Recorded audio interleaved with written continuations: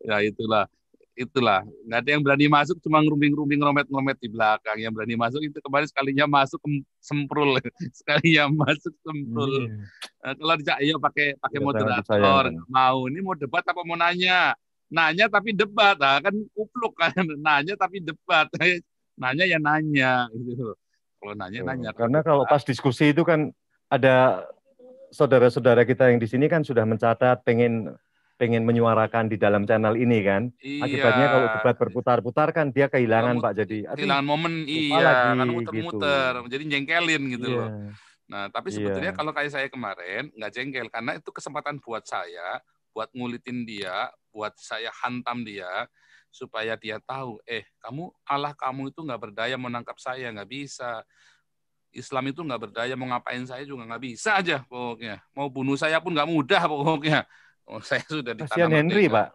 Nah, Kasihan iya Henry kemarin begitu Mas Henry begitu kasihan begitu kemarin. keras saya lihat dia sudah keluar, Pak. Ya kan dia sudah keluar. Saya lihat, Iya, ini aduh, yang orang kok lagi nanya orang-orang bener-bener, baik ini kan akhirnya nggak. kita bilang Kemarin saya ini. lupa, harusnya saya stop tadi kan Mas Hendrik kemarin belum selesai nanyanya itu kemarin. Iya, Harusnya kemarin saya stop kasihan. dulu, itu Dia saya sudah bilang, itu Pak, tadi sudah ada diserobot kata-kata begitu. Pak, apa sudah ada kata-kata loh Pak kemarin. Apakah saya harus berkata Tuhan adalah Yesus? Itu sudah ada kata-kata begitu. Ini Jadi dia masuk lagi loh, Mas Hendri masuk pengen lagi nih, Mas Hendri menguatkan Saipudin gitu. ini. Mas Hendri masuk Ya, lagi nih. Oke nih, langsung lanjut nih Mas Hendri nih. ya, Oke, terima kasih ya. Mas Hendri masuk Terima lagi kasih nih Pak kemarin. Paul ya. Iya, ya Pak Hendro. Iya, terima Mas kasih. Hendri silakan Mas Hendri, ini masuk lagi nih Mas Hendri nih. Halo, selamat malam. Iya, sorry Selamat kemarin malam ya, Pak harusnya Paul. itu kemarin nggak boleh dilompat begitu. Dia nyerobot Ya, begitu aja, mau saya stop tapi dia nerocos terus gitu ya. Oke, oke Mas Hendri ya silakan. sebenarnya kemarin Ini. ya kemarin tuh sebenarnya saya kecewa Pak. Ya gara-gara Iya. kadrun itu. Harusnya harusnya stop itu, harusnya kemarin saya stop ya Mas Hendri, sorry ya. Kemarin itu Iya, saya tuh udah mau stop. Nah, cuman Mas saya enggak kalau apa-apa saya Pak. stop nanti dibilang saya takut lagi ya begitu kan di mute. Soalnya mereka Iya, bilang, iya. "Oh, masuk saya di mute terus." Selalu bilangnya begitu. Saya bilang, "Saya nggak pernah mute kecuali kamu nyerobot." Nah, kalian tak kasih beneran, dikasih waktu beneran ya. Soalnya dia kemarin nampak muka. Kalau kemarin dia nggak nampak muka langsung saya remove tuh, udah begitu tuh. Motong-motong gitu karena dia nampak muka, ya saya harus menghargai. Karena jarang orang Islam ngomong berani nampak muka di sini. Itu Mas Hendri. Iya, iya, iya. Iya Kemarin Pak, itu sampai saya mana ngerti saya kok. lupa loh, Karena ngejelasin ya sampai mana sampai lupa loh kemarin saya loh. kemarin ya kemarin itu Bapak bilang yang kasih saya ayat, aku akan menjadi Allahnya kalau nggak salah. Oh iya, iya ya gini kemarin kan terus Mas Hendri kan nanya mengapa di Yesaya 43 Yesus disebut hamba, ya kan hambaku. Itu Iya, toh. Terusnya, nah itu iya. saya belum selesai itu. Saya kan membandingkan dengan Yesus tidak pernah mengatakan dirinya adalah nabi, Yesus tidak pernah mengatakan dirinya adalah rasul. Tetapi dia mengatakan dirinya adalah sering kali di dalam Diutus. Alkitab disebut diutus, tetapi juga eh, dibilang Yesus hamba Allah di dalam Markus. Nah, kalau di Iya, dalam iya. Matius nanti kita sering menemukan Yesus anak Allah. Di dalam Lukas Iya, kita sering iya saya disebut sering. Yesus anak manusia. Di dalam Yohanes nanti kita sering melihat Yohanes itu selalu menyetarakan Yesus dengan Allah sendiri. Misalnya aku dan Bapa adalah satu. Kamu melihat aku sama dengan melihat Bapa. Misalnya seperti gitu ya. Nah, terus apa Iya, iya. namanya? eh, Bahkan dalam beberapa kata-kata keramat, kata-kata yang disucikan, misalnya ego emi. Ego emi itu adalah kata yang disucikan khusus untuk Yehova. Aye, aser aye, gitu ya. Nah, itu dalam bahasa Yunaninya ego emi. Nah, Yesus 8 kali menggunakan kata ego emi. Dan Yohanes hanya menuliskan kata ego emi itu buat Yesus. Jadi, kalau dalam Matius Yesus sebagai anak Allah, dalam Lukas Yesus sebagai anak manusia, di dalam Yohanes Yesus sebagai Allah sendiri, menyatakan Allah sendiri. Kalau di dalam Markus, Yesus sebagai hamba Allah, sebagai pelayan. Makanya begitu di Markus 1, itu Iya, iya. langsung habis baptisan Yesus, langsung pelayanan Yesus. Pelayan Yesus adalah pelayan. Nah, jadi Yesus sedang mengajarkan kepada kita bagaimana kita menempatkan diri kepada Allah. Yesus kan adalah yang sulung, ya kan? Yang disebut anak sulung, yang sulung gitu kan. Nah, dia adalah yang sulung dalam Anak misalnya apa anak tunggal Bapak ya. Ya anak tunggal, tapi terus kemudian karena Yesus kita diangkat menjadi anak-anaknya. Yohanes 1 ayat 12, 13, 14 itu ya.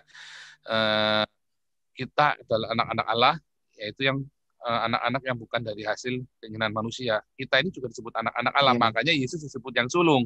Karena kan Yesus adalah anak Allah, makanya kita disebut anak Allah dan dia yang sulung. Nah, tetapi Yesus juga menempatkan diri sebagai pelayan.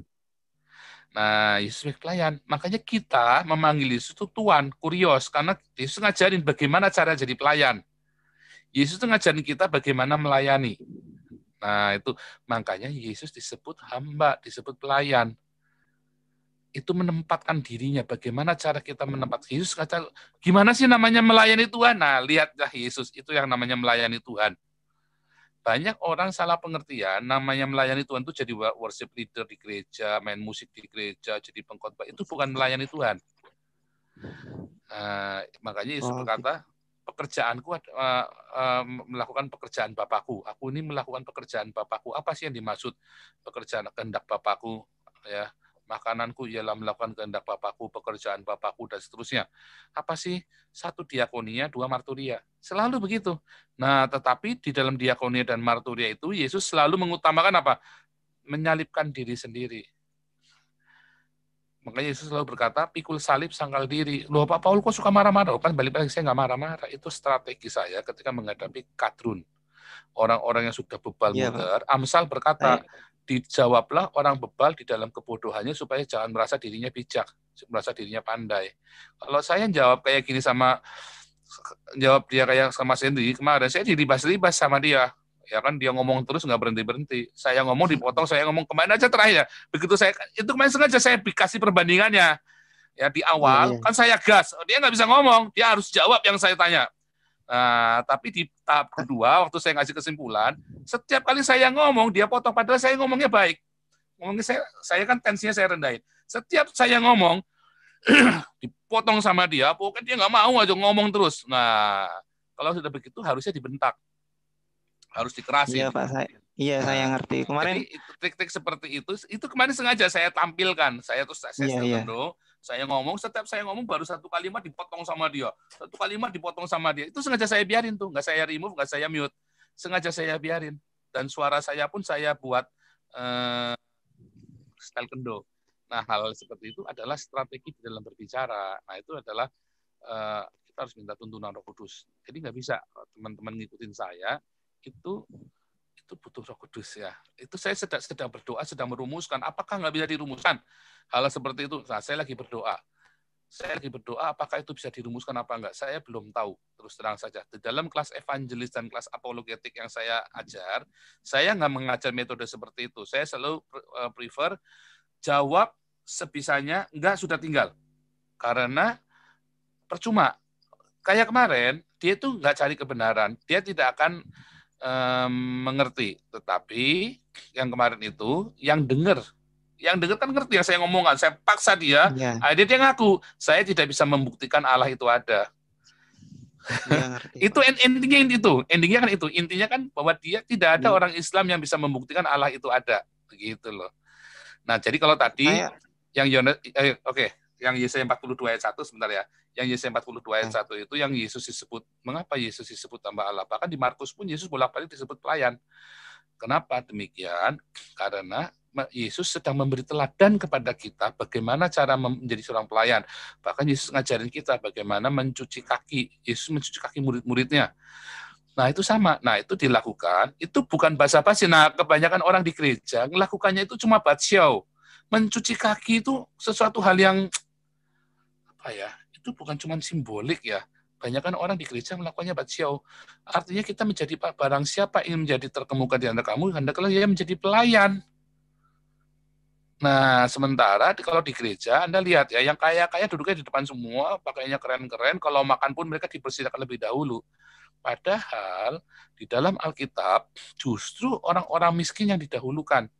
Kalau lagi makan-makan, ya itu kan perjamuan Tuhan. Perjamuan Tuhan itu bukan pakai anggur cawan sama roti sekerat, bukan. Itu benar-benar makan malam. Nah, selalu orang yang miskin yang didahulukan. Orang miskin yang selalu didahulukan, kemudian baru orang-orang yang punya uang ini yang makan terakhir. Nah, itu yang harus dibudayakan di gereja, diajarkan. Tapi kan akhirnya kan pengajaran Yesus yang nggak nyampe, yang nyampe apa? Yang nyampe yang kayak pengajarannya orang Farisi. Pada kenyataannya gereja ini sudah menjadi banyak orang Farisi. Ya, makanya kemarin saya bilang, oh nggak cuma orang Islam yang disebut biadab, orang-orang yang melakukan ritual-ritual dan simbol-simbol dipamer-pamerin, tapi dia tidak melakukan kasih, tidak melakukan diakonia dan marturia, itu orang biadab. Disebut terkutuk loh. Saya ngomong biadab, aku terkutuk, bisa bilang. Ya, nah itu yang itu yang artinya menjadi pelayan. Jadi kita tuh Yesus tuh nyontoin kepada kita. Itu adalah satu teladan, makanya disebut pelayan. Itu seperti itu. Jadi fungsi ya. Makanya kalau dilihat di dalam Yesaya 9 ya, dia disebut penasihat ajaib, Bapa yang kekal, Raja damai. Jadi di satu sisi kadang-kadang Yesus disebut raja, kadang-kadang disebut pelayan, kadang-kadang disebut penasihat ajaib, kadang-kadang disebut dengan sebutan-sebutan yang lain. Itu Mas Hendri. Kan apa? Yesus kalau nggak salah kemarin Pak bilang kan Yesus akan Suaranya putus-putus ya. menjadi Saya yang Allah. putus-putus atau Mas Hendri yang putus-putus ya? Sebentar, suaranya Mas Hendri putus-putus. Kedengeran, Pak? Iya, kedengeran. Coba ngomong satu kalimat. Kedengeran, Pak? Iya, kedengeran. Halo? Iya. Oh iya. Kan ya kemarin kan Bapak bilangnya apa? Yesus akan menjadi Allahnya. Iya kan?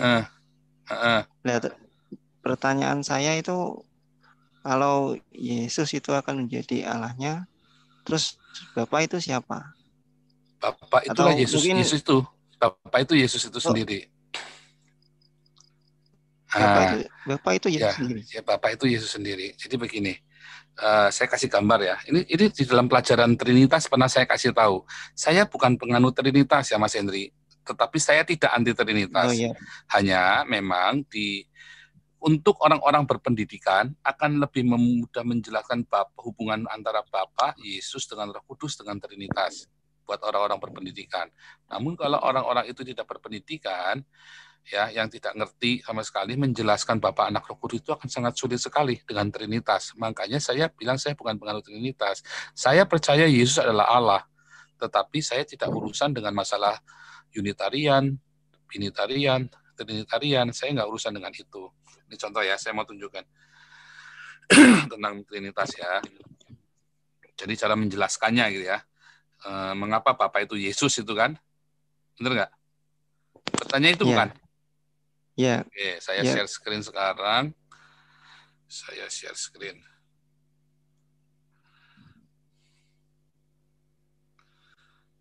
Mana share screen ya?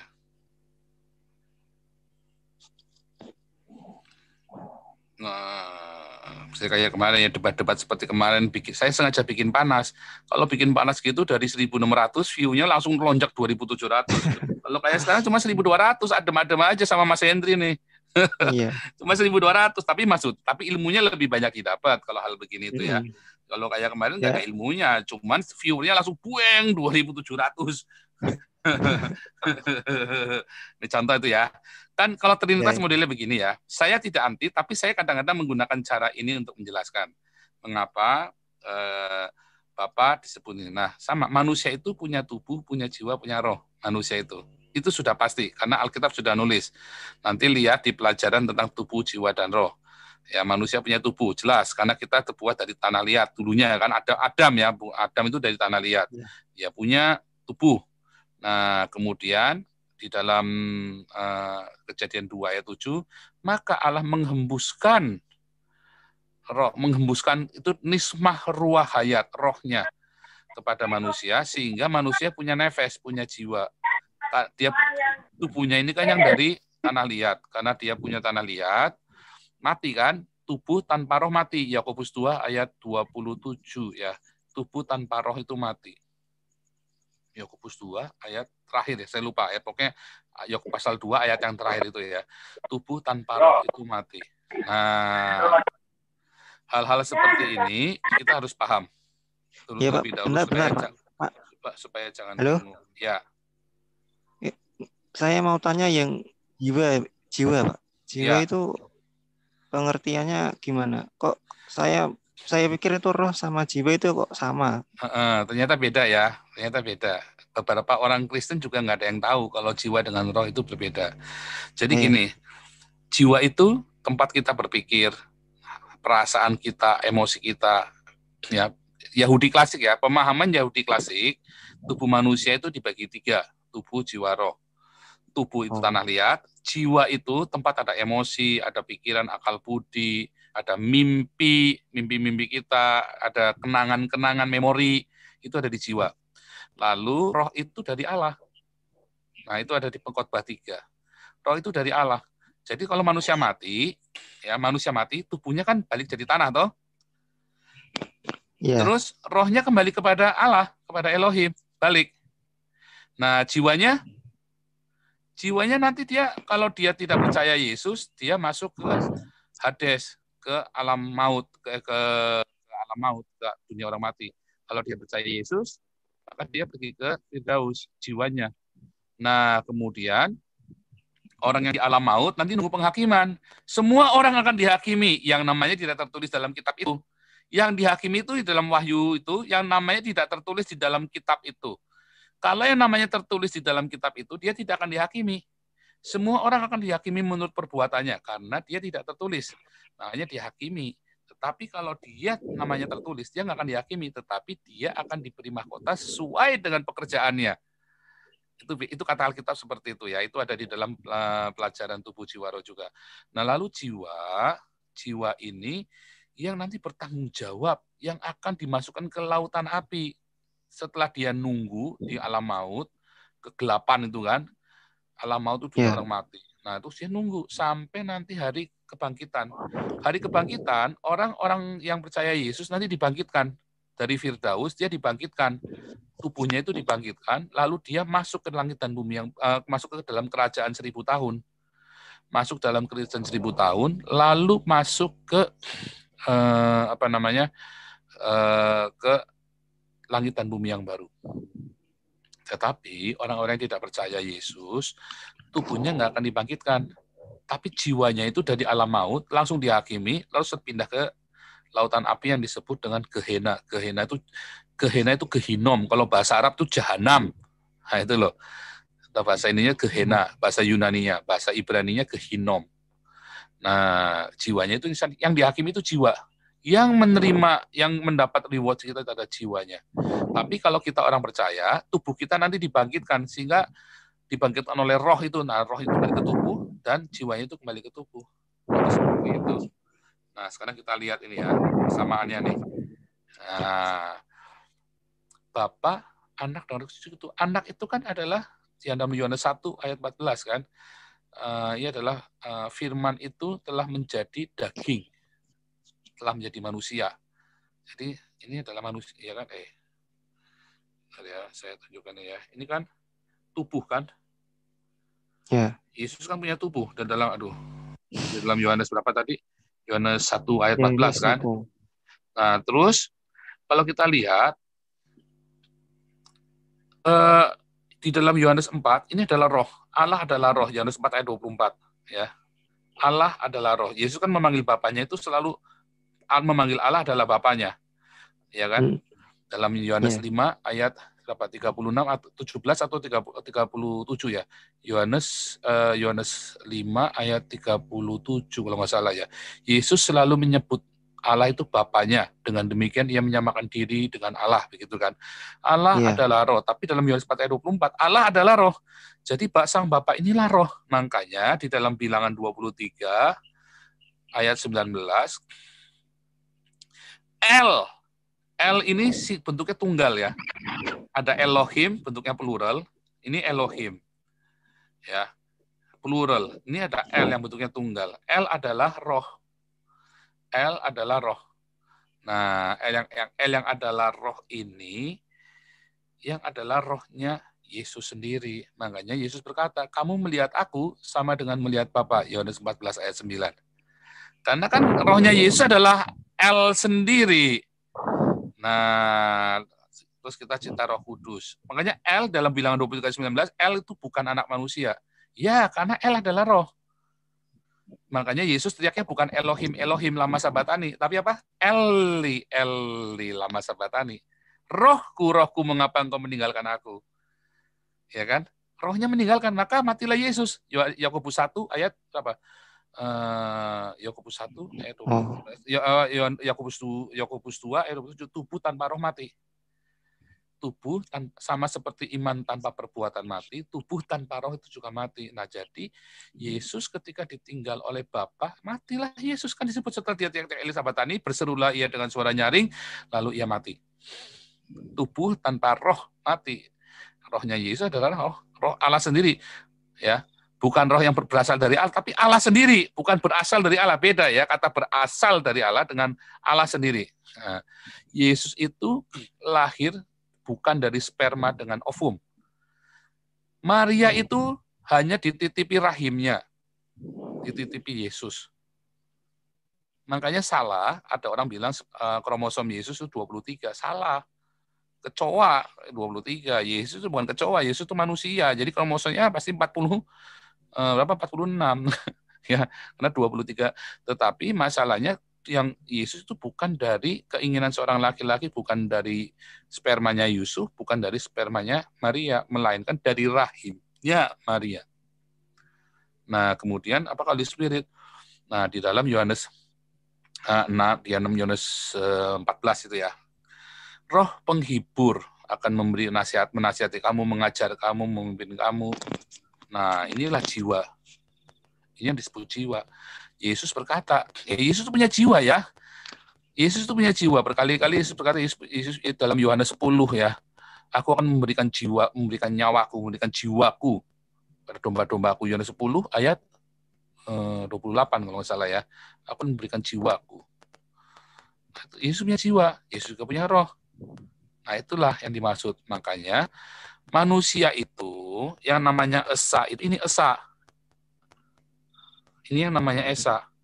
Kenapa namanya bukan Eka? Kenapa bukan Yahid? Tetapi disebut kenapa disebut Echad bukan Yahid? Karena kalau Echad itu terdiri dari beberapa komponen yang menjadi satu. Itulah namanya Echad. Laki-laki dan wanita menjadi satu di dalam Kejadian 2 disebut Echad. Laki-laki dan wanita menjadi Echad. Nah, ini sama, mereka menjadi Echad. Mengapa tidak disebut Yahid? Karena Yahid itu tidak bisa seperti ini. Nggak ada komponen yang namanya Yahid, yang satu, cuma satu saja itu. Kalau Echad itu terdiri dari ini. Beberapa papan menjadi satu, beberapa tenda menjadi satu. Itu disebut dengan Echad. Itulah sebabnya Yesus itu tubuhnya manusia. Manusia, benar-benar manusia. Tetapi roh di dalam itu Bapa sendiri. Makanya di dalam Yohanes 17, Bapa di dalamku, tetapi nggak ada Bapa di dalam murid-murid. Yesus di dalam murid-murid, tetapi Bapa tidak bisa di dalam murid-murid. Engkau di dalam aku dan aku di dalam mereka. Tapi nggak bisa engkau di dalam mereka, Bapa di dalam murid-murid, nggak bisa. Nggak bisa nampung. Nggak ada yang bisa nampung Bapa, cuma Yesus saja. Makanya, tapi di satu pihak, Yesus pernah berkata, Bapakku lebih besar dari aku. Mengapa? Karena waktu 33 tahun Yesus di bumi, Yesus tidak hadir. Waktu Yesus di Yerusalem, ia nggak ada di Bethlehem, ia tidak ada di kota lain, di Alexandria, atau di Indonesia, atau di mana, nggak ada.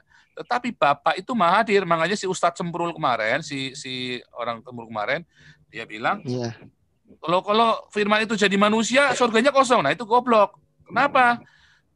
Orang Kristen itu hadir, nggak kayak Allahnya orang Islam. Allahnya orang Kristen itu hadir. Dia ada di mana-mana.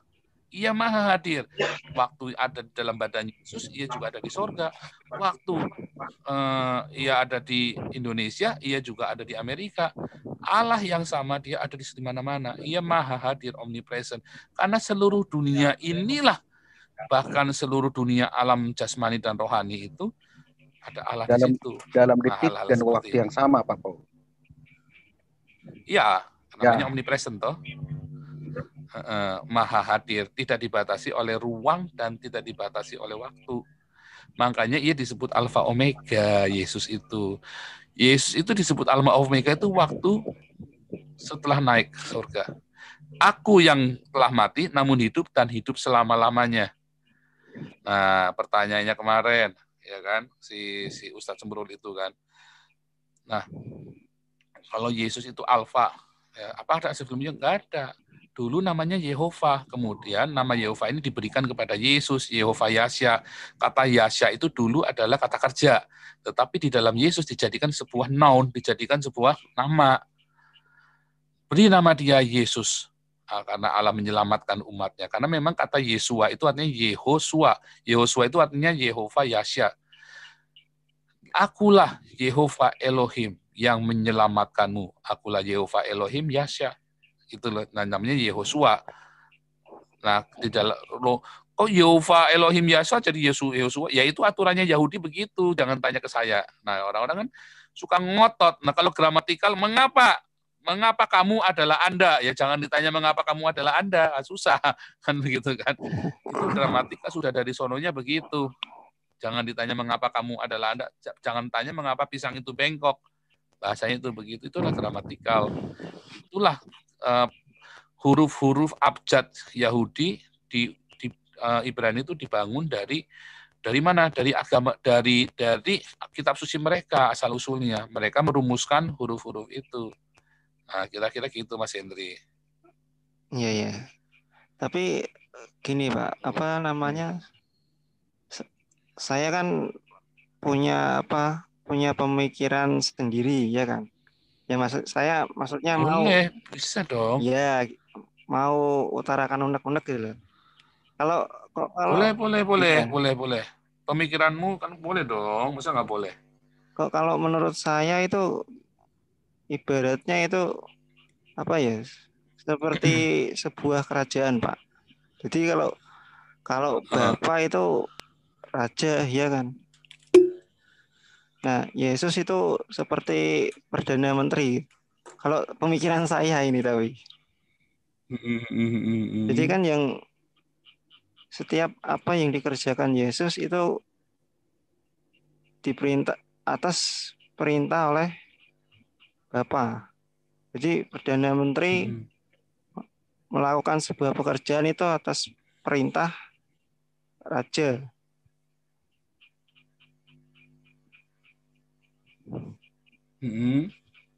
Ya seperti itu kalau menurut saya itu kayak gitu, Pak. Tetapi di dalam Alkitab itu disebut Yesus adalah raja loh. Anak manusia datang sebagai raja dalam kemuliaannya, ya kan? Itu Nah, terus yang di dalam Yohanes dalam Yohanes 20 juga sesungguhnya hari ini tidak mati sampai anak manusia datang sebagai raja dalam kemuliaannya. Terus di dalam Wahyu kata Yesus adalah raja. Dia adalah raja segala raja. Ya kan? Oh, gitu. Ya, terus yang namanya di dalam Yesaya namanya disebut Bapa yang kekal. Dia disebut Bapa juga, Raja Damai. Disebut Bapa ya kan? Juga. Disebut Bapa. Makanya kenapa sekarang waktu Yesus di dunia dia suruh ngajarin kita nyebutnya Bapa? Karena waktu Yesus di dunia dia mengambil rupa seorang manusia kan. Kalau kita baca di dalam Alkitab itu Yesus itu bilang aku dan Bapa adalah satu. Ya kan? Aku dan Bapa adalah echad. Bukan Yahid ya, aku dan Bapa adalah echad. Filipi. Dalam Yohanes 10 ayat 30. Ya, aku dan Bapa adalah echad. Nah, terus saya menghindari surat Paulus supaya orang Islam jangan berkata, oh itu kan katanya Paulus. Makanya saya menghindari surat Paulus. Ya, jadi jangan ada tuduhan bahwa itu katanya Paulus. Bukan, yang saya kutip semua dari Yohanes semua tuh. Ya, bukan dari Paulus ya. Jadi tidak ada satu pun saya tadi ngutip Paulus tadi. Gitu. Jadi jangan. Nah, pemahamannya kita jangan tiga dimensi. Karena kalau tadi tiga dimensi itu gini, kita kan manusia tiga dimensi nih. Nah, pemahaman kita itu jangan melihat kita seperti tiga dimensi. Nah, misalnya contoh ada pertanyaan, mengapa Yesus duduk di sebelah kanan Allah Bapa? Nah, ya itu yang saya mau tanyakan, Pak. Kan ada ayat yang kalau nggak salah itu gini. Aku bersama dengan Bapa dan kami akan membawamu kalau nggak salah. Pokoknya ada kata kaminya di situ. Tapi saya lupa ayatnya. Ayatnya saya lupa itu. Pokoknya persis yang saya agak bingung dengan statement untuk mesti persis ayatnya, nanti saya bisa mengerti. Tetapi begini, ketika Yesus berkata, mungkin yang itu Muhammad kali sama si Allah. bukan Muhammad Pak, sama Allah kan gini, sesungguhnya lihat Allah Muhammad Allah, sesungguhnya kami maha kuasa, kan begitu kan. Bukan Pak. Itu dari Allah, dan itu tiba-tiba kata kami gitu loh. Coba diulangi tadi bersama saya searching Pak Paul. Apa namanya? Coba diulangi Pak Henry sambil saya searching Pak Paul, sambil Bapak jelaskan. Sesungguhnya aku bersama dengan Allah, kami apa begitu loh. Kami akan membawamu apa gitu loh. Tadi katanya Mas Henry. Ya, saya lupa Pak, soalnya ayatnya ya ada di apa ya, Yohanes kalau nggak salah. Lupa saya. Nggak catat saya, lupa kita Pak. Yohanes 17 itu ya, seperti kita adalah satu. Bukan itu Pak, bukan itu. Kalau nggak salah itu apa? Aku akan kembali kepada Bapa dan aku akan meminta Bapa mempersiapkan tempat untukmu di sana kalau nggak salah. Oh, Yohanes 14. Betul, terus? Ya itu ya. Di rumah Bapakku banyak tempat. Itu ya, kan? Pokoknya kalau nggak salah sekitar itulah Pak. Lupa ya. Duh, ayat berapa tuh? Nggak apa-apa, itu tunjukkan ya. Pelan-pelan nanti kita tunjukkan, boleh, nggak masalah. Jadi hal seperti itu tuh kita mesti detail, kita baca konteksnya, nanti kita baru ngerti. Sama kadang-kadang bahasa aslinya sama terjemahannya agak beda. Jadi mesti dicek pelan-pelan itu. Itu. Jadi intinya adalah apakah Yesus itu lebih rendah dari Bapa? Jelas Yesus berkata, aku dan Bapa adalah satu, ya. Dan kalau kita lihat di dalam dalam Wahyu 22 skenarionya, maka di Wahyu 22, di dalam Wahyu 21 ya dikatakan Bapa menjadi matahari dan Bapa menjadi matahari, Yesus menjadi terang, menjadi lampunya. Terus Bapa adalah terangnya, Yesus adalah lampunya. Tapi kemudian di Wahyu 22 disebutkan karena ia adalah terang dan lampu, karena ia adalah terangnya dan lampunya. Jadi satu. Tahtanya cuma satu terakhir. Artinya kemudian di Wahyu 22, Yesus dan Bapa itu benar-benar kemudian jadi satu. Nah, mengapa Yesus ada di sebelah kanan Allah Bapa? Banyak orang mengatakan bahwa itu secara 3 dimensi. Nah, kalau ada Yesus yang di sebelah kanan Allah Bapa, maka Allah tidak maha besar lagi. Tapi ruangan di mana ada Bapa dan Yesus duduk bersamaan, itulah yang maha besar. Makanya pengertian duduk di sebelah kanan itu ternyata bukan 3 dimensi, bukan sebuah makna hurufiah, tapi sebuah metafora. Dari mana kita tahu? Yaitu dari itu.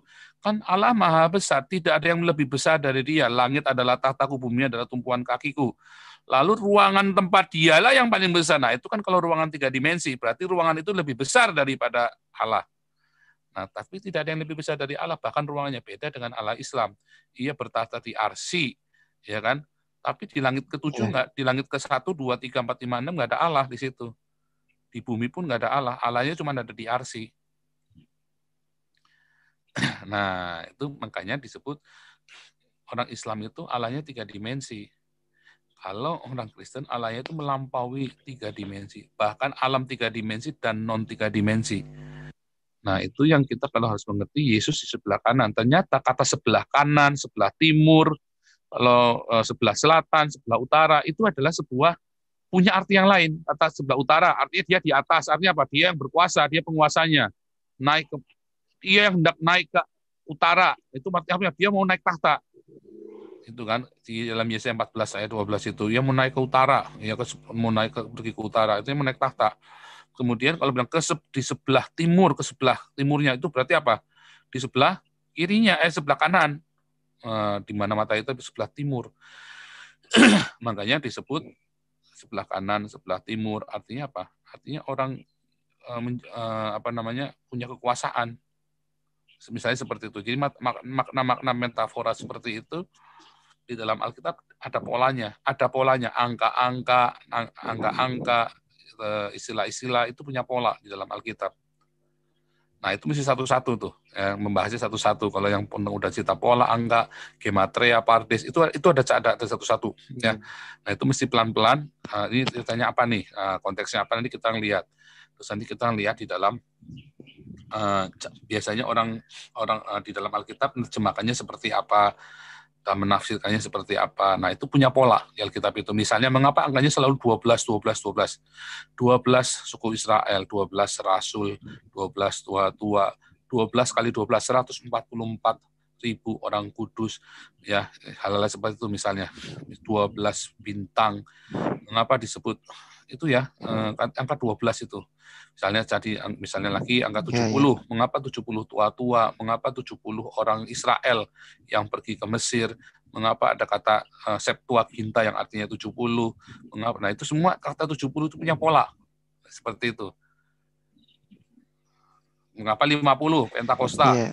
Nah, itu punya pola lagi. Ini ada pola-pola angka yang itu ada cara menafsirkannya lagi, gematria. Begitu, Mas Henry. Iya. Itu. Ini apa namanya? Kalau seumpamanya gini, Pak, saya percaya Bapa dan Yesus itu apa namanya, dua pribadi yang berbeda. Berarti apa? Iman saya ini salah, Pak? Enggak juga. Pemahamanmu yang sampai situ, bukan imanmu. Halo? Pemahamanmu, bukan imanmu. Bedakan ya antara iman dengan pemahaman. Nanggap nggak maksudnya?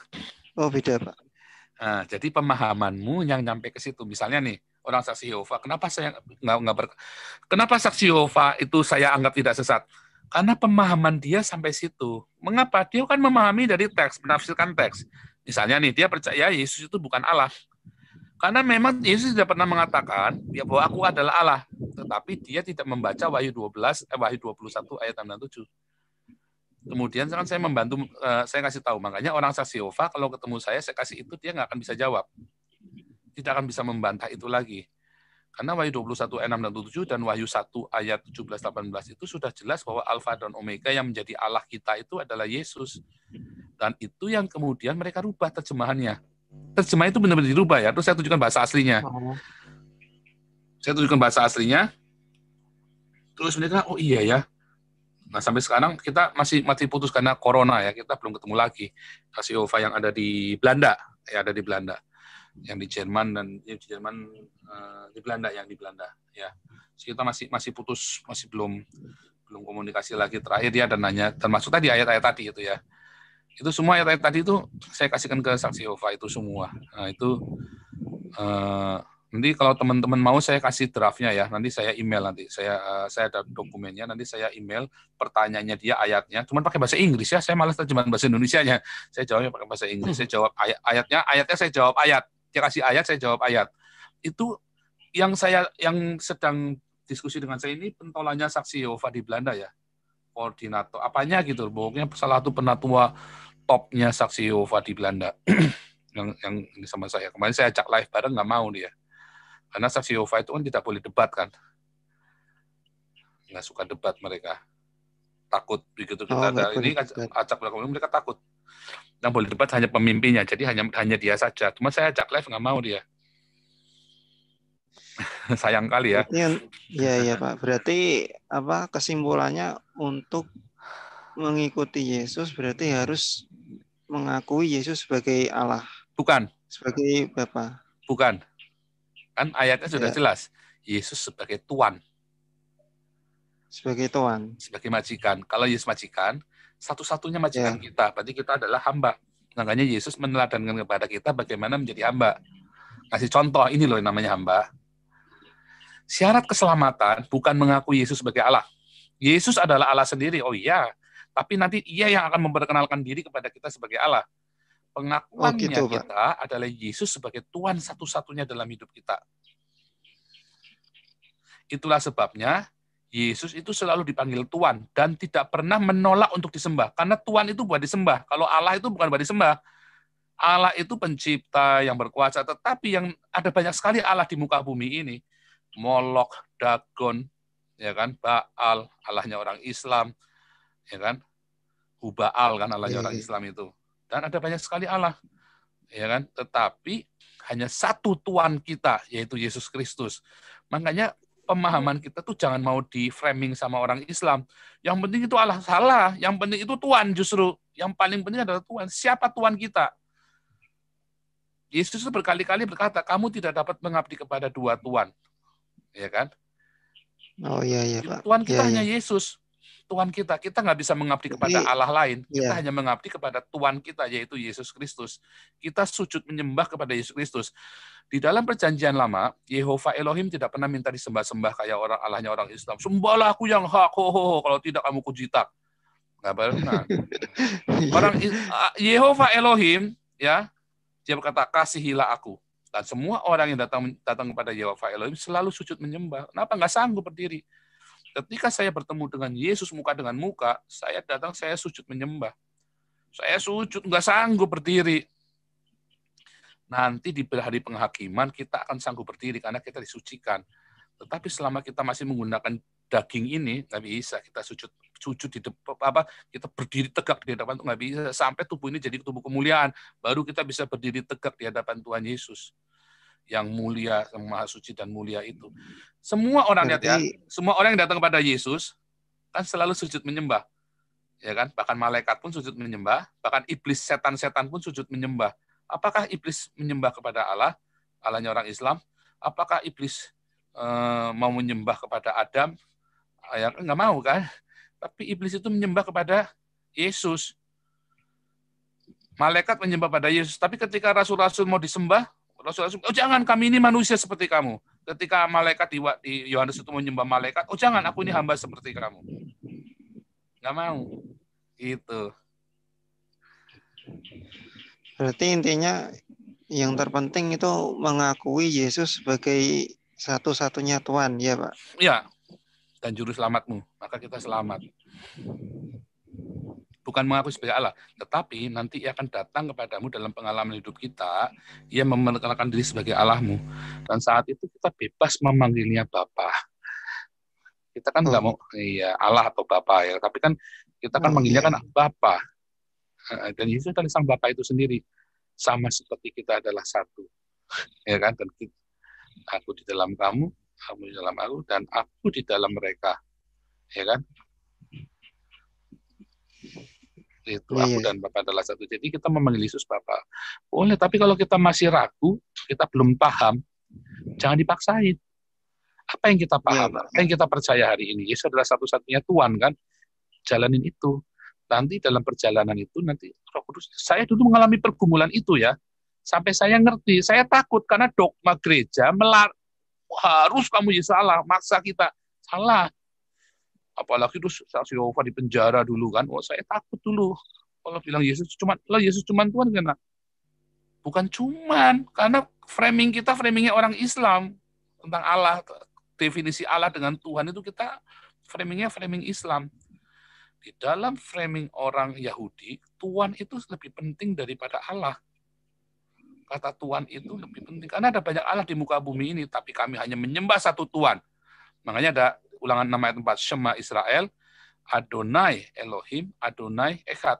Adonai itu kemudian diganti kata Adonai itu kan dari kata Yehova, Yehova Elohim, Yehova Echad. Yehova itu dipanggil Adonai. Shema Israel, dengarlah Israel, Tuhan yang adalah Allahmu adalah Tuhan yang Esa. Makanya kita orang ini bilang Adonai. Itu penting, dan orang itu hanya menyembah kepada Adonai. Sujud menyembah kepada Adonai. Dan Yesus tidak pernah sujud menyembah kepada Bapa loh. Itu terjemahannya salah di dalam itu, karena tidak pernah Yesus proskuneo. Yang ketika Yesus pergi ke gunung di Getsemani. Iya Pak. Ya, Yesus itu kan bahasa aslinya bukan proskuneo, tapi Yesus jatuh. Yesus itu namanya bukan proskuneo, tapi poiesen. Poiesen itu jatuh kayak orang itu berbeban berat terus dia jatuh. Makanya malaikat menguatkan dia. Tapi bukan Yesus itu sujud menyembah. Nggak ada kata proskuneo di situ, nggak ada. Sujud menyembah itu proskuneo. Engkau hanya proskuneo kepada Tuhan. Kurios tonteon. Kurios itu kan Tuhan. Yesus kan disebut kurios. Kamu hanya sujud menyembah kepada kurios yang adalah teosmu. Yesus adalah kurios. Dan nanti teosnya nanti pengalamanmu dengan pribadi dengan Tuhan nanti akan mengajarimu. Oh, ternyata Yesus adalah sang teos sendiri. Iya. Ya mulai paham, Pak, mulai paham. Jangan dipaksakan kalau kita nggak paham tentang kealahan Yesus, tapi kita tahu Yesus adalah Tuhan. Yang penting kita satu-satunya. Oh, itu kalau Yesus adalah Tuhan, berarti seluruh hidup kita, waktu kita, uang kita, hati kita, pikiran kita, itu punya Tuhan. Mau nonton bokep aja nggak tega, karena pikiran kita pun punya Tuhan kita, Yesus. Iya. Pak, tapi saya mau tanya, yang itu tadi, yang malaikat menyembahnya itu ada di ayat berapa? Malaikat menyembah Yesus itu banyak di Ibrani, berapa? Ibrani 6 kalau nggak salah ya. Para malaikat pun menyembah Yesus. Bentar, para malaikat pun menyembah Yesus. Bentar ya. Clean and exit. Para malaikat menyembah Yesus. Ibrani 6. Bentar ya, Yesus adalah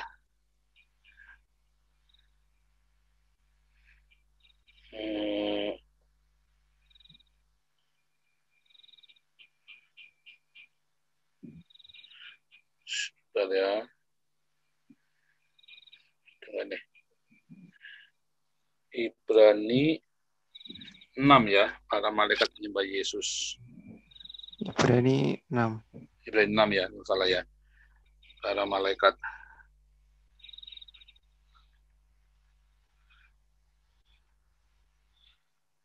Ibrani sebentar. Ibrani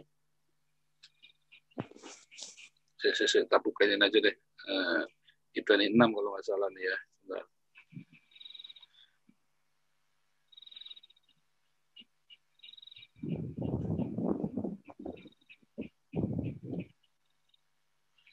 Yesus adalah Tuhan. Bentar.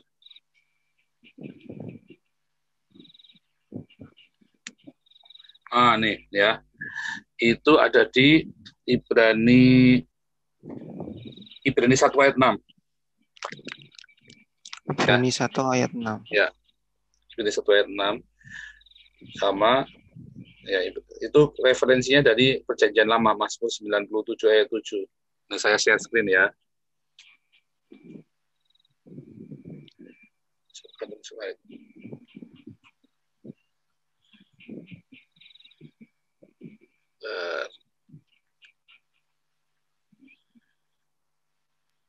Sekarang ini posisi kamu jadi apa nih, agama apa keyakinanmu?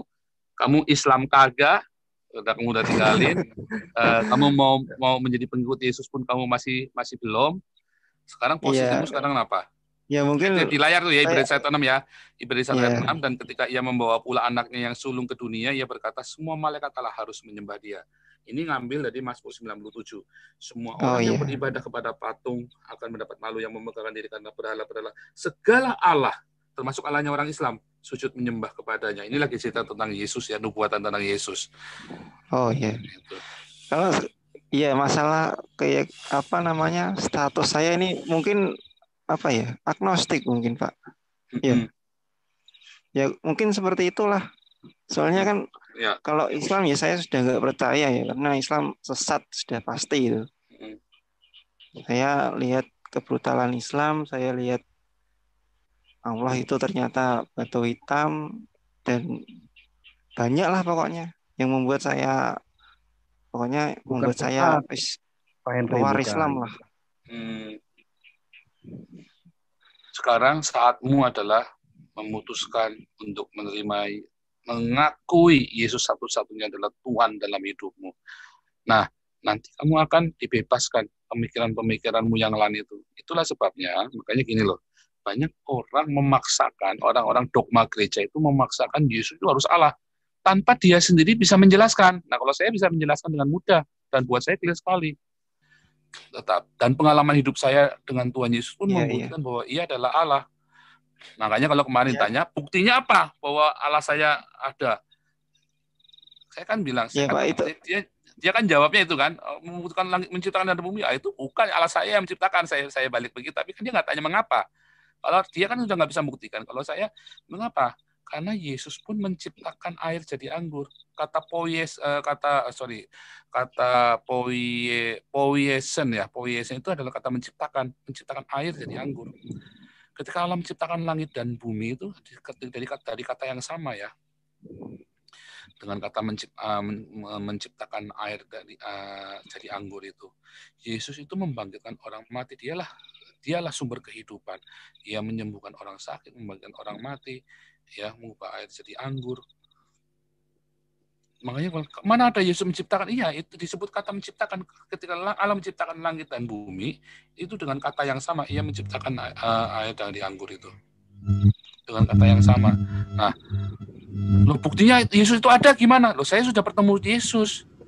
Sampai hari ini banyak orang sudah pernah bertemu dengan Yesus, termasuk saya. Bukan mimpi ya, saya ketemu nyata. Ya ini yang mau saya tanyakan. Bapak itu ketemunya itu gimana? Maksudnya? Waktu itu, ya saya itu waktu nantang Tuhan, saya itu sombong sekali. Ya, saya itu waktu itu dalam ini punya siapa ini ya? Halo? Suaranya putus-putus, Pak. Ini karena ada yang putar mic. Sebentar. Nah, oke, punya Amin Wijaya saya mute dulu. Soalnya suaranya suara bujangan ini. Iya. Oke. Jadi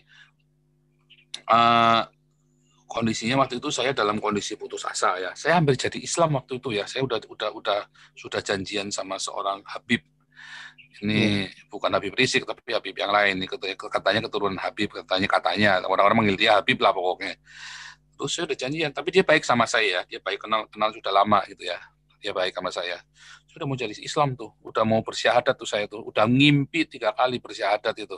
Ngimpi 3 kali saya antri wudhu sama dengerin azan di belakang. Kalau Yudi Mulyana kan mimpi denger azan bolak-balik terus dia jadi Islam, Yudi Mulyana. Tapi sudah saya baptis lagi kan, Yudi Mulyana kan, yang bekas pendeta GBI itu. Nah, ini Pak, tapi Yudi Mulyana sekarang itu balik lagi ke Islam ya? Kan dipaksa kemarin bersyahadatnya kan palsu kan, kemarin dibilangin sama orang-orang itu syahadatnya palsu, itu bohongan itu, karena dia kan tahu kan bagaimana cara bersyahadat si Yudi Mulyana. Oh, jadi gitu, itu masih kontroversial tuh. Itu syahadatnya. Kalau saya kan nggak tahu persis palsu apa bagaimananya, tetapi semua orang bilang itu syahadatnya palsu, nggak kayak gitu syahadatnya. Nah, Yudi Mulyana tahu. Nah, mungkin dia dengan dia waktu pertama ketemu Tuhan Yesus, saya udah bilang, Pak Yudi, berangkat aja ke Jerman langsung. Kita urusin semuanya waktu itu kan. Kamu cari tiket aja, nanti kita urusin di sini, di Jermannya kita urusin. Tapi waktu itu Yudi Mulyana terlambat. Dia tunda-tunda, dia bingung anaknya yang, kan ada anaknya yang cacat beliau kan, kasihan kan. Anaknya kan, kalau saya nggak ada anak ini, saya berangkat Pak. Lalu dia bingung-bingung, akhirnya kan tangkap kan, kewenangan, kebongkar semua kan, gara-gara istri keduanya yang bocorin, karena kan dikuya-kuya sama si Hani Christian, Wolaf Center CS itu kan. Yeah. Hani Christian itu pernah dibongkar korupsinya sama kebohongannya sama Yudi Mulyana. Waktu itu dipermalukan, makanya Hani Christian itu dendam sekali sama Yudi Mulyana, dicari-cari terus kesalahan Yudi Mulyana. Nah, terus Yudi Mulyananya itu akhirnya kan konangan, terus disyahadat, bukan disyahadat tapi karena dikepung, satu pesantren di Cirebon itu dikepung, akhirnya dia syahadat sendiri langsung.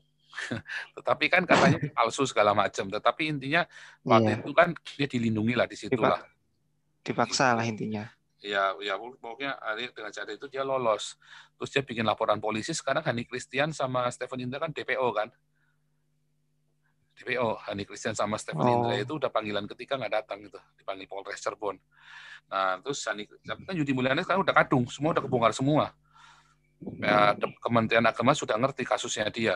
Kadang-kadang udah nggak bisa mau pergi ke Jerman. Nah itu ya, tapi kan dia terus akhirnya kan orang Kristennya juga bingung. Ini orang kemana? Tapi orang Islamnya juga bingung. Ya kan, akhirnya dilepehin. Nah kan kasihan. Makanya orang harus tegas, jelas. Kalau nggak dia dilepehin. Ya, Ali Makrus dulu dilepehin. Ali Makrus itu kan sempat tapi kan udah saya baptis lagi. Ali Makrus itu saya baptis lagi 2016 ya. Saya baptis ulang itu. Saya lupa 2016 atau 2017 ya. Itu saya baptis ulang tuh Ali Makrus. Ada videonya sempat pernah viral kan? Videonya Ali Makrus. Ya, balik yang tadi lah Pak, yang Bapak bertemu Roh Kudus itu gimana? Ketika bertemu Yesus ya, jadi ketika saya ketemu Yesus itu dalam kondisi saya sadar, saya lagi udah mau ngambil keputusan itu kurang seminggu kalau nggak salah ya, seminggu sebelum saya janjian mau baptis, mau syahadat itu, saya lagi duduk, ya biasa orang lagi duduk sendirian, lagi merenung, flashback, membayang-bayang itu tiba-tiba Yesus datang di depan saya. Cahaya itu terang sekali, gitu kan. Cahaya, ya itu sosok Yesus saya tahu. Karena Yohanes 10 berkata, domba-dombaku mengenal aku, ya kan. Domba-dombaku mengenal suaraku. Jadi saya tahu itu Yesus. Terus saya langsung sujud. Saya nggak tahu, pokoknya saya sujud aja. Oh itu malaikat terang menyamar jadi iblis yang jadi Yesus, nggak bisa. Di dalam Alkitab, malaikat terang menyamar menjadi iblis. Iblis menyamar menjadi malaikat terang, tapi nggak ada iblis menyamar jadi Yesus. Dengar namanya aja terbirit-birit. Apalagi nyamar. Ini saya panggil Yesus, terbirit-birit kan. Yesus kan terbirit-birit kan. Kan iblis itu mendengar nama Yesus itu terbirit-birit lari ketika saya menggunakan nama Yesus. Jadi kalau iblis itu menyamar jadi Yesus, saya panggil Yesus, pasti dia akan lari terbirit-birit. Ya kan? Tapi kalau iblis bisa menyamar menjadi malaikat terang yang ada di Gua Hiro itu. Ya kan, iblis menyamar menjadi malaikat terang yang di Gua Hiro itu. Nah itu disebutkan ada di dalam Korintus. Nah, itu Paulus yang ngomong ya. Makanya orang Islam benci sekali toh sama Paulus, karena Paulus berkata iblis pun menyamar menjadi malaikat terang yang nemuin Muhammad itu. Itu dia kan. Iya Pak. Iya. Nah itu yang kemudian Yesus itu menemui saya. Taunya dari mana? Kemudian ada kehidupan berubah saya. Saya mengasihi istri saya bisa mengampuni kesalahan-kesalahan keluarga saya. Saya dulu pernah dikhianati ya sama keluarga besar kami ya. Tetapi dalam semua hal yang ruwet-ruwet itu tiba-tiba ada banyak sekali mujizat, ada banyak sekali perubahan dalam kehidupan saya. Yang tahu siapa yang menikmati perubahan dalam hidup saya? Ya istri saya dan anak saya. Juga pembantu di rumah saya, orang tua saya, orang-orang yang dekat dengan saya. Kalau kita semua yang ada di media ini itu semua bisa pura-pura. Semua bisa pura-pura. Tapi kalau sudah ada di ini nggak bisa pura-pura. Begitu Mas Hendri. Halo. Iya. Putus-putus Pak suaranya. Yang lain jelas nggak suaranya? Halo. Iya. Macet ini. Suaranya. Bagus ya. Mungkin Mas suaranya Hendri bagus Pak. Bapak ya. Suaranya bagus. Mas Hendri kurang geser. Ya. Nah, pengalaman bertemu dengan Tuhan itu adalah pengalamannya banyak ya, sudah jutaan orang di bumi ini. Karena apa? Karena kemalasan orang Kristen memberitakan Injil, maka Tuhan Yesus yang temuin mereka satu-satu. Karena orang Kristen ketakutan memberitakan Injil, maka Tuhan Yesus temuin mereka satu-satu. Akhirnya kan kita nganggur, orang-orang Kristen, karena kita takut memberitakan Injil. Konyol ya. Harusnya tugas kita, bukan tugas Yesus kan, memberitakan Injil kan. Tetapi akhirnya banyak orang ketemu Yesus kayak di Iran. Karena orang takut pergi ke Iran memberitakan Injil. Akhirnya banyak orang Iran yang saya baptis sudah ketemu Yesus. Contoh kemarin di Afghanistan itu ya, geger itu ya. Ketemu Yesus, masal satu desa. Itu kenal saya orangnya ya, sama pendetanya itu ya. Saya tahu itu jaringan kita semua. Jadi itu bukan hoax itu jaringan kita. Termasuk yang orang-orang Iran yang saya baptis ratusan itu udah ketemu Yesus semua. Karena ketemu Yesus, saya nginjili mereka. Oh ya, saya mau Pastor Paul. Saya nggak pakai lama-lama baptis nginjili mereka. Karena mereka sudah pernah ketemu Yesus dan mereka cari orang yang mau baptis mereka. Gitu. Nah, sama pertemuan dengan Yesus kita boleh minta. Tetapi masalahnya, berbahagialah orang yang percaya walau tidak melihat. Tetapi kalau kita butuh, minta dengan rendah hati. Minta dengan rendah hati. Nah, pertemuan itu kadang-kadang dalam banyak rupa ya. Kalau kebetulan saya ngelihat muka dengan muka, tetapi ada orang yang melalui mimpi, ada orang yang melalui banyak cara lah. Tapi kebetulan saya muka dengan muka. Gitu. Itu Mas Hendri. Iya, Pak. Mau saya doakan Mas Hendri? Iya, nggak apa-apa, Pak, doakan. Kamu ini sebetulnya sudah percaya Tuhan Yesus belum sekarang ini? Kondisinya Saya jujur ini ya mungkin masih 50% lah, Pak. Dalam arti seperti apa? Apa yang kamu ragukan? Dalam arti yang saya ragukan itu kan ya tadi loh, banyak ayat yang Yesus sendiri mengatakan sembahlah Bapa, Allahku dan Allahmu. Kan nggak ada ayatnya ayat begitu. Itu juga. Nggak ada. Jadi begini, bukan sembahlah Bapa, Allahku dan Allahmu, bukan. Jadi Yesus berkata, jangan pegang aku, karena aku belum kembali kepada Bapakku dan Bapamu, Allahku dan Allahmu. Ya kan? Ya pokoknya ada itu. Tapi Yesus berkata, tidak ada ayat di dalam Alkitab berkata sembahlah aku. Yehova Elohim pun di Perjanjian Lama nggak pernah berkata sembahlah aku. Tetapi semua orang datang kepada Yesus menyembah Yesus. Bahkan malaikat pun menyembah Yesus, bahkan setan-setan pun menyembah Yesus, bahkan orang-orang pun menyembah Yesus. Dan Yesus tidak pernah, jangan sembah aku, nggak pernah begitu kan? Artinya apa? Pernah nggak Yehova Elohim di Perjanjian Lama, jangan sembah aku, jangan sembah aku? Nggak ada. Pernah nggak Yesus berkata, jangan sembah aku? Semua orang datang menyembah Yesus. Nggak pernah. Tapi Yesus nggak pernah menolak untuk disembah. Karena memang ia Iya, yang Pak, layak. Dia yang layak. Dia layak menerima itu. Yesus tidak pernah berkata, jangan sembah aku. Nggak pernah. Tetapi semua orang datang menyembah dia. Sembahlah Tuhan. Nah, Matius 4 ayat 9.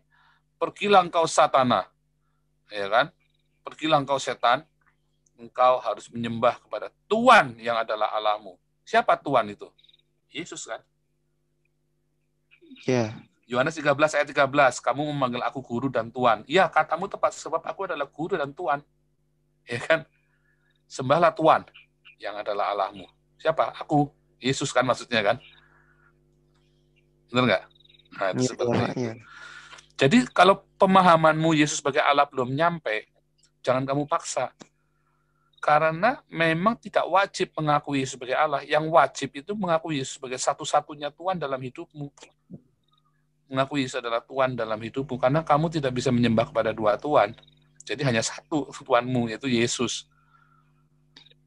Ingat, tadi saya tidak mengutip surat Paulus ya. Jangan bilang itu kata Paulus. Itu semua dari Yohanes, dari Matius, dari semua. Bukan dari Paulus semua ya. Jadi saya tidak mengutip satupun ayat dari surat yang ditulis Paulus. Begitu. Ya Pak. Ya. Apa sulitnya mengakui Yesus sebagai Tuhan bagimu sekarang? Ya, saya mengakui Pak sekarang. Saya yakin artinya bukan Yesus hanya mengakui, tetapi hatimu harus percaya. Iya, saya percaya. Yuk, kita doa, sama-sama dulu doa buat Mas Hendri ya, teman-teman ya. Haleluya, Hendri. Kita doa dulu ya. Pak, tapi saya mau Pak, bentar Pak. Iya, boleh. Halo? Boleh. Gimana? Tapi saya mau membuat pengakuan dulu, Pak. Boleh. Oh iya. Ini Hendri Saikodin ini nama samaran, Pak. Karena saya kalau pakai nama asli saya takut, Pak. Tuhan Maha tahu. Tuhan Yesus tuh tahu. Iya. Nanti kalau mau ditambah doa khusus, kamu email ke saya ya. Email ke saya. Terus nanti alamat kamu di mana? Kamu kan belum dibaptis toh, nanti biar teman saya di Indonesia baptis kamu. Surga bergembira karena satu jiwa diselamatkan. Kita doa ya Mas Hendri. Iya Mas Hendri. Ini Pak, bentar Pak. Saya sudah percaya Yesus itu Tuhan ya. Cuma saya kan tinggal di kampung Pak.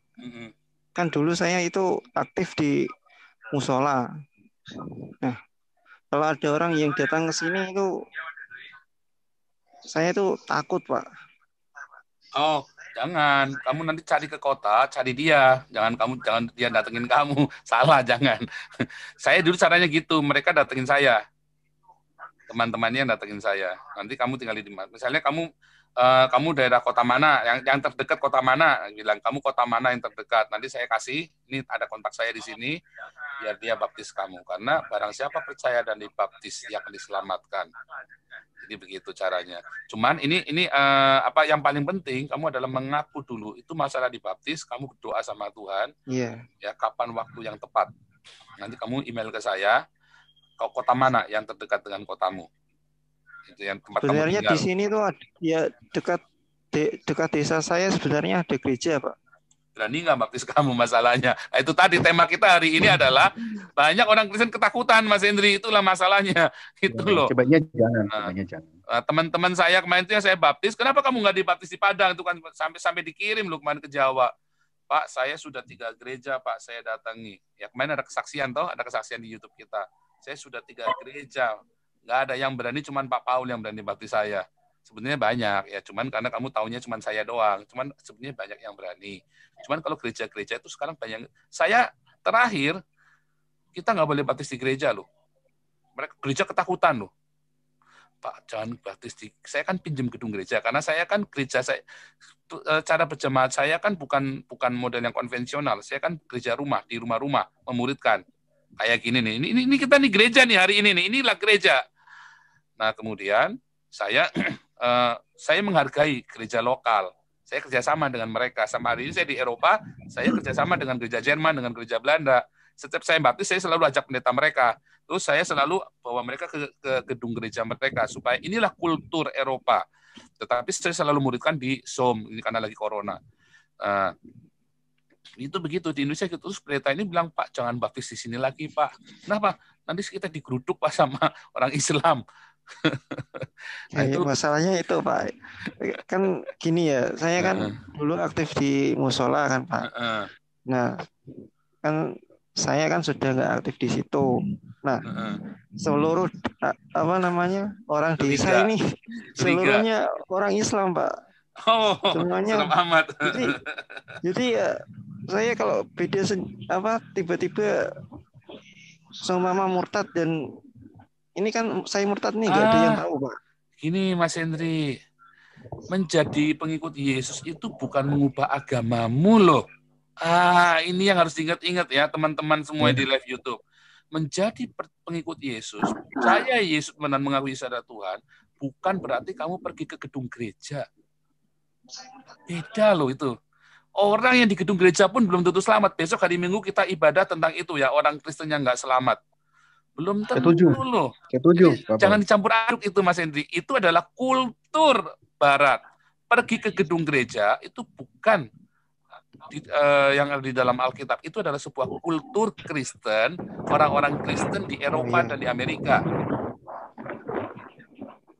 Nah, jadi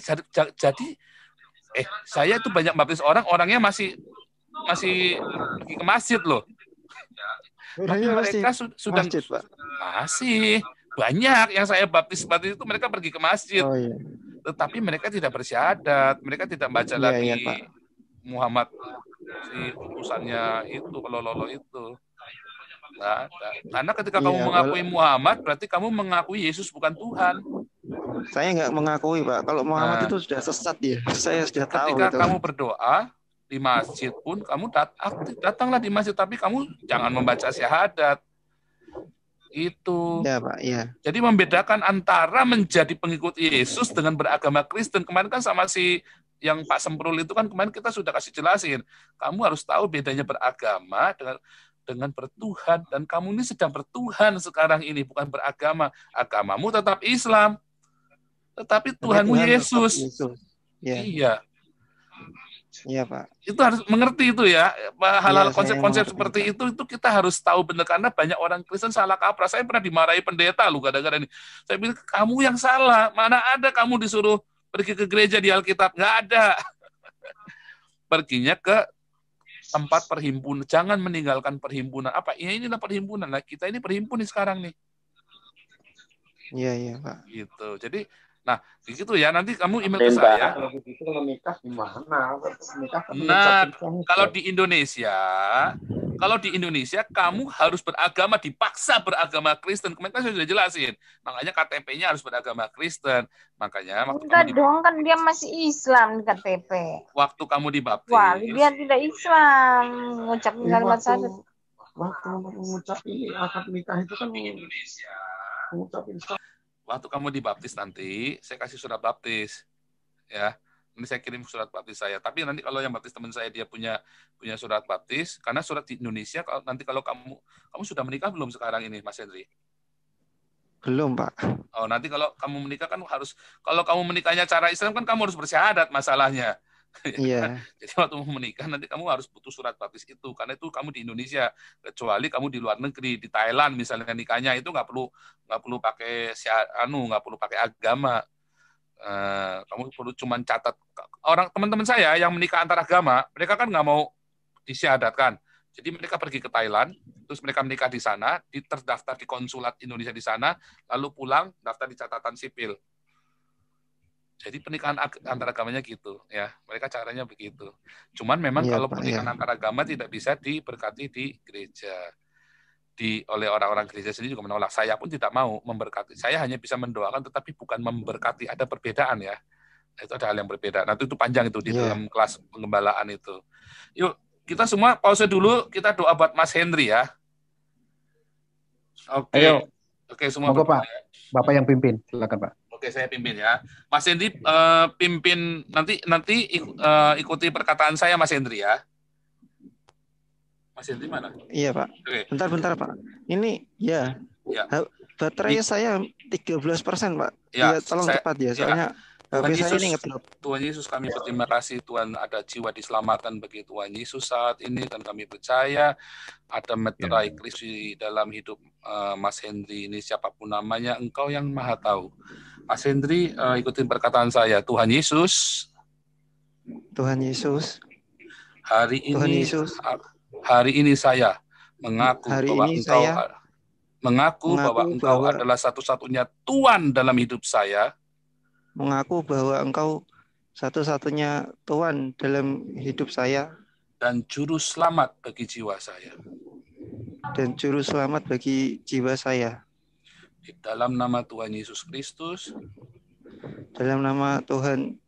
Kristus. Aku serahkan tubuh jiwa rohku ke dalam tangan-Mu. Aku serahkan jiwa dan rohku ke dalam tangan-Mu.